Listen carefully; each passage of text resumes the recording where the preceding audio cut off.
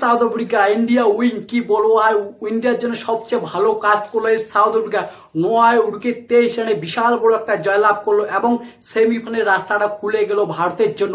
এখন শুধু জিম্বাবুয়েকে হারালে আর ওয়েস্ট ইন্ডিজকে হারালে ভারত সেমিফাইনালে চলে যাব, বিশাল একটা খুশির খবর। 46 বলে 82 রান করেছে ভাই ইডেন মাকরাম। কি আর বলবো, অসাধারণ জবরদস্ত খেলছে, নট আউট লাস্ট পর্যন্ত খেলেছে ইডেন মাকরাম। কি খেলাটা খেলছে ভাই, কি আর বলবো, অসাধারণ। 9 উইকেট 23 বলে বিশাল বড় একটা জয় লাভ করলো এই সাউথ আফ্রিকা এবং ভারতের সেমিফাইনাল রাস্তাটা আরেকবার খুলে গেল। কোথায় গেল এখন বাংলাদেশের সাপোর্টাররা?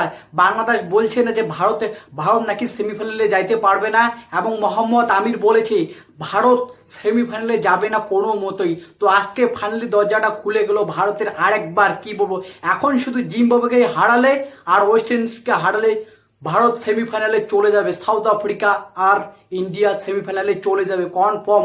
আজকের ম্যাচটা যদি জিতে ইন্ডিয়া, কি আর বলবো ভাই, বললে বললে হয়ে যাবে। ওয়েস্ট ইন্ডিজ এক সময় 83 রানে 60টা উইকেট হারাইছে ভাই, তারপরে তারা কাম ব্যাক করে। এক সময় ভাবতেছে ভাই এই ওয়েস্ট ইন্ডিজটা 100 রানও করতে পারবে না, তারপরে যে ভাই কিভাবে কাম ব্যাক করলো। জেসন হোল্ডার আর রোমিও শেফার্ড কি খেলাটা খেলছে আজকে। 102 রানে একটা পার্টনারশিপ করেছে।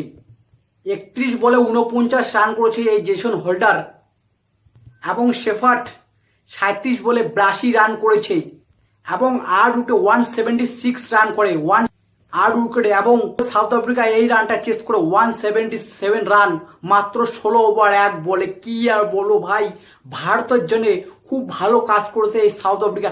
আজকে যদি সাউথ আফ্রিকা হেরে যেত, আজকে যদি ওয়েস্ট ইন্ডিজ জিততো, ভারতের খুবই খারাপ হতো ভাই। আজকে ফাইনালি ভারত আউট হয়ে যেত। লুঙ্গি ইংগিডি কি বল করেছে সাউথ আফ্রিকার ভাই, 4